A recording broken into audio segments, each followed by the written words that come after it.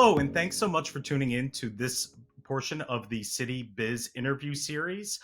Today, I am talking with a communications powerhouse here in Philadelphia. Binh Nguyen is the Senior Director of Communications for Visit Philadelphia. Binh and I have known each other for a long time. I had the privilege of working with her for several years. When my agency was getting off the ground, she played an integral role in that. And I have been one of her biggest fans ever since, seeing her career develop. And Ben, your career took you to a new place this year. You joined Visit Philadelphia as the Senior Director of Communications back in February. What is it that drew you to this organization? Oh my gosh. Well, first, thank you so much for such a warm welcome to all of the viewers. It is such a full circle moment for me because when I first entered the PR field, my very first job was with Brian and his agency. And I'm very grateful for all of the tools and the experience he was able to give me. Now, being the Senior Director of Communications at Visit Philadelphia, I'd started the role 6 months ago, which is blows my mind that it's already been 6 months.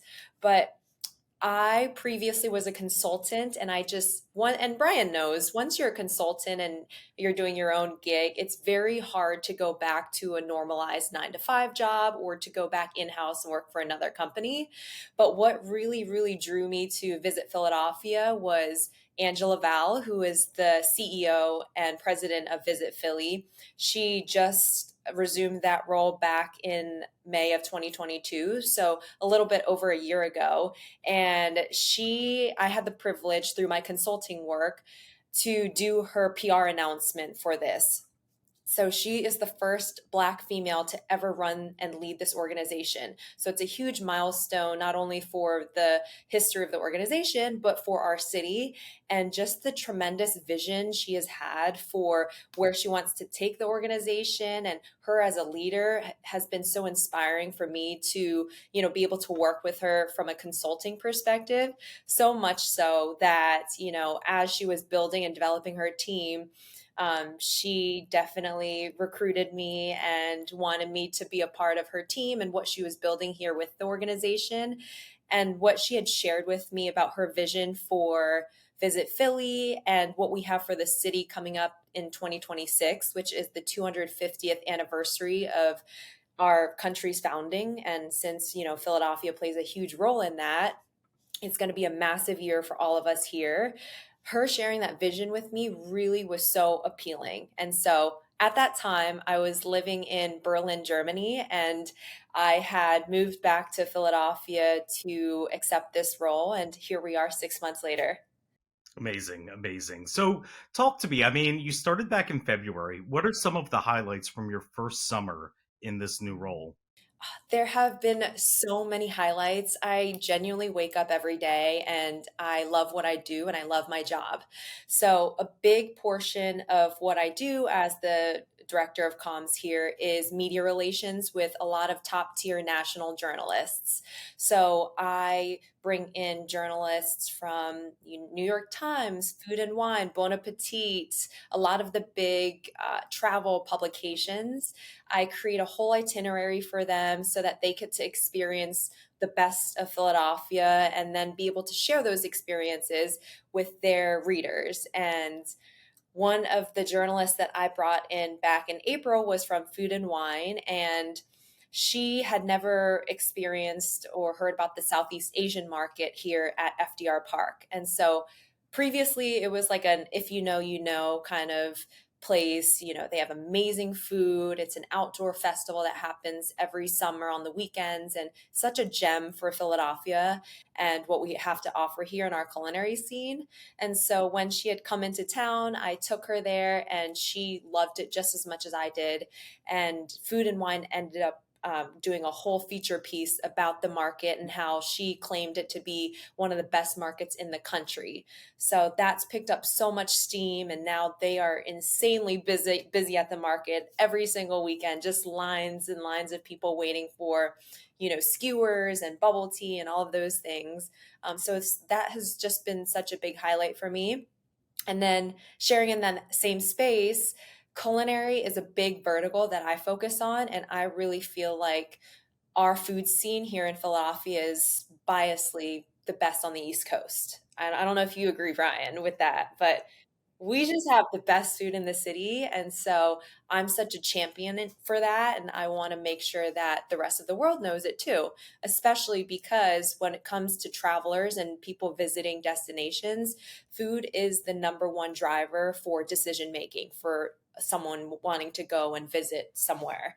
And so this past summer in July, we had 4 James Beard award-winning restaurants, chefs, restaurateurs in the city. And if you're not familiar with James Beard, it's essentially what Vogue is for the fashion world. That's what James Beard is for the culinary industry. So if you get a James Beard award, you're pretty much the top of the top, cream of the crop in the culinary scene. And this year, Philadelphia brought home 4 James Beard Awards, which is more than any other major city in the country. That tops out New York, that tops out DC, all those other places that you may think are food destinations. We ended up nagging those awards. And so I was a part of the process of planning an event for the James Beard Award winners. So that's Ellen Yin from Fork. She won for Best Restaurateur. Friday, Saturday, Sunday, Hannah and Chad Williams, they won Best Restaurant in the country, which is really like the top accolade. Chef Nok from Kalia, which is a Thai spot in Fishtown. She won for Best Chef Mid Atlantic. And then Toby Maloney from Hopsing Laundromat. He's the resident bartender there in Chinatown, won for one of his cocktail books.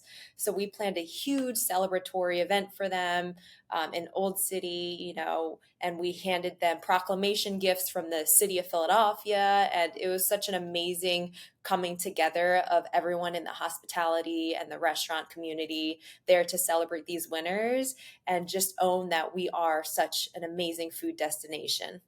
Yep. So, Ben, so summer flew by this year. I can't believe Labor Day's right around the corner. Now, in Philadelphia, we love the fall season. Falls in Philadelphia are top notch. Ben, what should we be excited about? What is coming up this fall that should be on our radar? Well, I can't even believe summer's nearly over, but I say for the fall in Philly, what we do best is focus on the 3 F's. So, football, foliage, and festivals. So, there is so much happening in Philadelphia this fall. In the immediate, we have Labor Day weekend coming up. So, we're planning a lot of events and programming that, is happening all throughout the city that people can go and have fun with their families at. And then in the long term, we're gearing up for so many different festivals that are going on. We have Feastival, we have Fringe Arts, we have Festival O. There's there's so much going on, whether you want to go see a concert and immerse yourself in the music scene here, or whether it's with our performing arts and all of the amazing shows at the Kimmel Center and all the other theaters we have going on, or it's our food scene, going on a food tour and eating at all our amazing food spots. And there's food festivals all fall long. And definitely for a full comprehensive list of what's going on, you can visit philly.com. And then, of course, Brian, as I'm sure you love the most, football season is right around the corner, and we're really hopeful for what the Eagles are going to be able to bring this season for the city. Yep, absolutely. So, like a lot of urban areas around the United States, Philadelphia is not without its challenges right now. Businesses took a hit during the pandemic, and some of them have rebounded, some of them haven't. We've got crime still at historic highs. How has tourism and hospitality dealt with these challenges, and what are some examples of resilience that you've seen from Philadelphia businesses in this climate? That's a great question. And I will say that as reports have come out, I want to preface with saying that Center City and Philadelphia in general is remarkably safe. So, new report and new data just came out a few months ago that crime downtown and actually in other major cities as well, outside of just Philadelphia, isn't on the rise. So, the numbers are showing that we're in a good place of not having those numbers rising. And now that we're on the other side, hopefully now, of the pandemic and of COVID, I really think people are eager to get out and about and to have experiences and to go out to eat and to travel and to go to attractions and be more a part of the livelihood and the vibrancy of what makes a major city. So I really, really think that I'm optimistic, especially this summer too. Everyone was traveling everywhere this summer, it seems like. And we had a ton of visitors come into the city in Philadelphia, a ton of programming, a ton of events. A lot is happening. And that's kind of the livelihood of a city is, the people walking around on the streets, the people who are going out to eat, the people who are going to events, the people who are just out and about. And I really think that we're going to continue to see that carry on to the fall and the trend be upward with more people bringing vitality to the streets of cities, major cities like Philadelphia and other ones.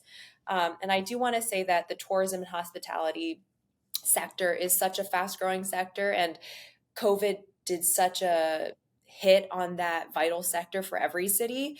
But now that things are really coming back, it's very promising, and I really see the numbers rapidly growing for this amazing sector that we're able to be in. And the positive thing, as we've seen through COVID, is the resiliency of people in hospitality and tourism is at an all-time high. I mean, everyone in the tourism industry supports one another, and that's the one beautiful thing that I've seen over the past 3 years in Philadelphia, particularly, is that the community really, really came together to support one another and to support each other's businesses, especially from a local neighborhood perspective. So, for me personally, I remember going in my neighborhood to all of my small businesses and trying to support my local pizza shop that I love to go to, or my local boutique and things like that. And I really believe that was the same sentiment that was shared with a lot of people who live in Philadelphia and other cities, with supporting their neighborhoods and just the local vibrancy that makes up that area. hmm So, Ben, another big change that we saw play out over the past few years in Philadelphia and nationwide is the changing trends in commercial real estate. Work from home is now a normal thing. It's expected in certain professions. But with that, we have a high rate of office vacancies. Philadelphia and nationwide. With these office vacancies, certainly restaurants have to adapt to a new climate because they're not seeing that Monday through Friday foot traffic that they saw 2019 and prior. What creative ways and what are some of the solutions restaurants are implementing right now to adapt to this new climate? Yes. So, Brian, you're completely right. The workforce and our model for how we work has completely changed and evolved over the past 3 years, especially even myself at Visit Philadelphia. We have a hybrid work landscape where we're in the office 3 days. Our office is right on 20th and Market, and then we get to work remotely for 2 days. So, a lot of companies are starting to mimic a more hybrid approach to work. But what I see from that quote unquote challenge is it presents a lot of opportunities, right? So vacant space equals opportunity, especially when it's commercial real estate. What I've seen in the city is uh, there are some real estate developers who are turning those vacant office spaces into residential properties and residential opportunities.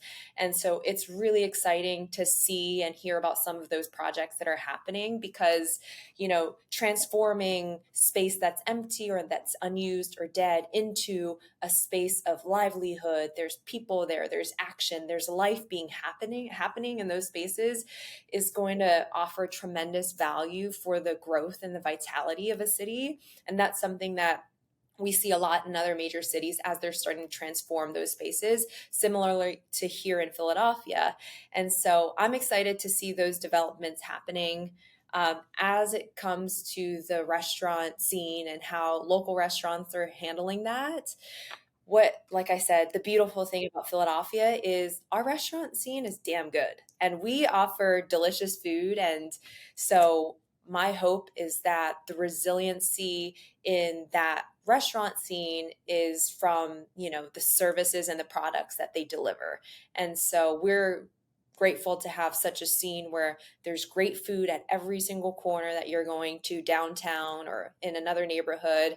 And hopefully that paired along with the support from, the city and the growth of the city in general as we're moving out of the pandemic and people wanting to go out to eat and wanting to have experiences, that's going to really help the local restaurant scene. And then the other thing I've seen a lot, a big trend in restaurants to try to capture more attention from diners is having creative experiences for guests that are outside of just going to eat there, right? So I see a lot of restaurants collabing with one another, a lot of chef collaborations where they do ticketed events, $150 a person or X amount of money for one night tasting with two chefs that are coming together.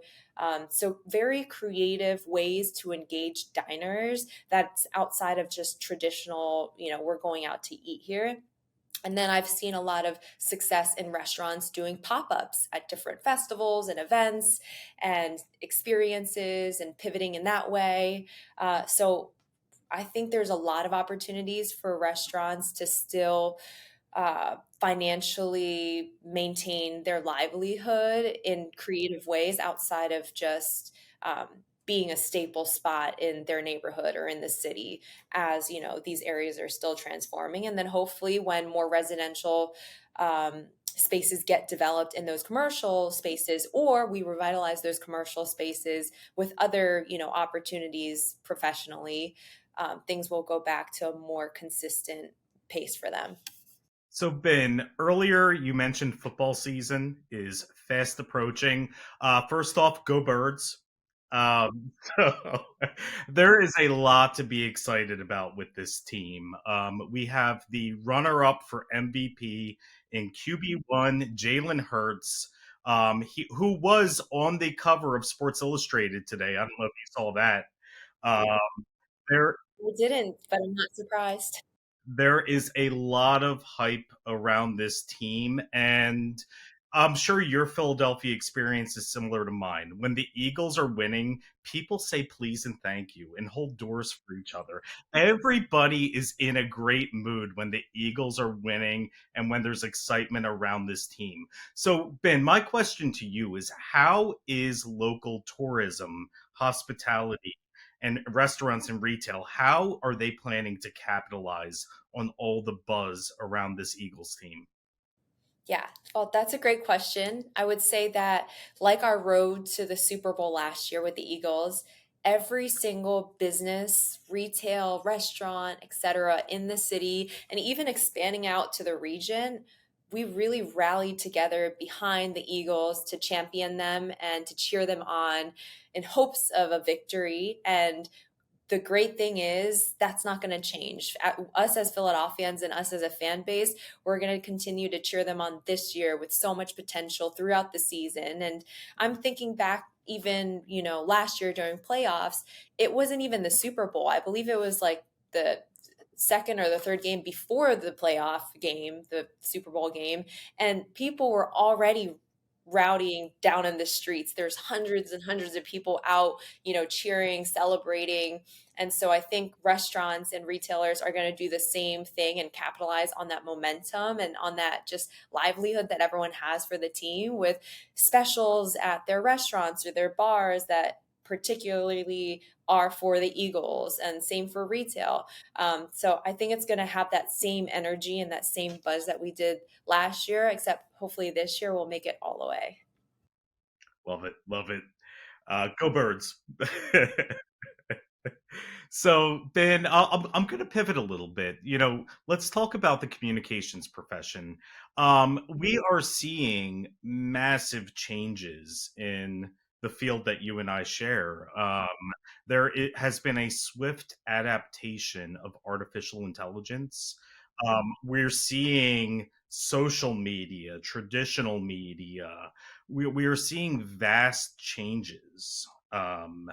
Going on in how people consume information and how people interact with one another.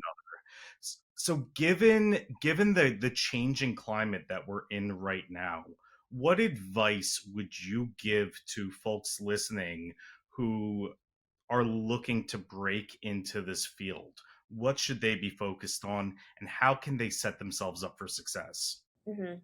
Well, Brian, you're completely right. Our field has changed and is going to continue to evolve and change so much given how quickly AI, technology, everything in that direction is moving. And so not only do, people who are just entering the field, they're kind of navigating that, but people like me and you and people who've been in the industry for 30 years still have to navigate that same challenge or that same undertaking.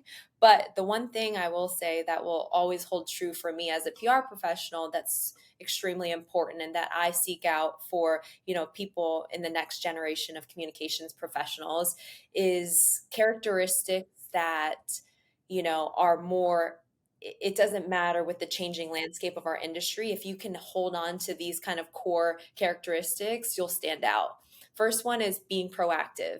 And you know this probably from working together, but proactivity goes miles and miles when it comes to being in PR because it allows you to not only think ahead and plan for what is coming up, but to also put scenarios in your mind of what could happen and strategically be able to approach things in your work in a way that isn't reactive and isn't waiting for someone to tell you what to do or someone to kind of take the lead. That level of proactivity and eagerness to learn and to experience and to really put yourself out there and into the situation is, I always look for that in someone who's new in the comms profession that I would want to hire. And then also having the mentality that no doesn't mean no, it means find another way. And along those similarly, it's saying, if they don't give you a seat at the table, bring your own folding chair, or better yet, build your own table and have your own seats. That type of thinking and that type of mentality paired with just having emotional intelligence and awareness for your surroundings and yourself, I think corely and fundamentally help you thrive so much, not only in the comms profession, but really in any professional setting. So those are kind of the core traits that, I try to live by and I try to embrace, but also love to see in other people too. And Ben, you touched on this a little bit with that response, but as you reflect back on your own career journey, I mean, what are the principles that really drove you forward and helped you achieve what you had? And you're very early in your career, but but but as people look at your own journey, where you are now, and as you continue to progress in this field, what is it that helped get you there? I think aside from just tremendous support from my network and people in my life who helped inspire me and helped, give me the steps to be where I am today. I think internally, it's really knowing that nothing happens overnight and it's all about moving the needle, right? So if you have a dream or if you have a desired goal, whether it's professionally or personally, and you want to work towards that, it's about being extremely intentional about what decisions you're going to make to get there, right? So when you wake up in the morning or every decision you make, you have to ask yourself, is this helping me get to my dream life? Or is this helping me reach the goal or whatever it is that's going to bring you happiness or joy or excitement or fulfillment or whatever it is that you're looking for? And in doing that, something that's helped me a lot in being intentional is a habit of having a gratitude journal. So I have something called a 5-minute journal, and it takes you supposedly less than 5 minutes a day to do every day. And in the morning, all you have to do is answer, three things you're grateful for, three things that you want to happen today that will either make you excited or happy or move you towards your goal, whatever it is, and then an affirmation. And then at night, it's a reflection part of your journal where you think about what happened that day, what are some of those highlights, and then what did you learn or what could you have done, better or different, etc. So having that daily reminder and that daily intention of having gratitude journal helps me set purpose and intention into my days and what I'm doing. And I'm not just aimlessly, going about things without having a core reason behind it. And then it also just helps me have a positive attitude and just be grateful for, the life that I have and everything that I have going on those days where I don't feel as productive or as excited or as whatever it is. Well, I want to thank you, Ben, for taking the time to chat with me and catch up. I want to thank all the listeners for tuning in to City Biz. Um, and Ben, we are looking forward to a big fall this year in Philadelphia, and I'm sure the listeners are going to want to follow some of the work that you're doing. What are the best ways to keep track of Visit Philadelphia and keep up with you and some of the upcoming announcements you guys have? Yeah, so for anything Philly related, even if you're not a visitor and you live in the area and you're a resident and you just want to know what's going on this weekend or next weekend or festivals, any information Philadelphia related, you can go to visitphilly.com or follow us on your favorite social media platform at Visit Philly. And then for me personally, feel free to connect with me on LinkedIn. I'm always happy to make new connections and meet new people. And if I can help or support you or be a resource for you in any way, please reach out to me there. Or you can follow me on my social media at Bin, which is my first name, underscore the number four, the win. So Bin for the win. Love it. Thanks so much, Ben. Thank you, Brian. I appreciate you having me. Thanks so much for the listeners. Take care.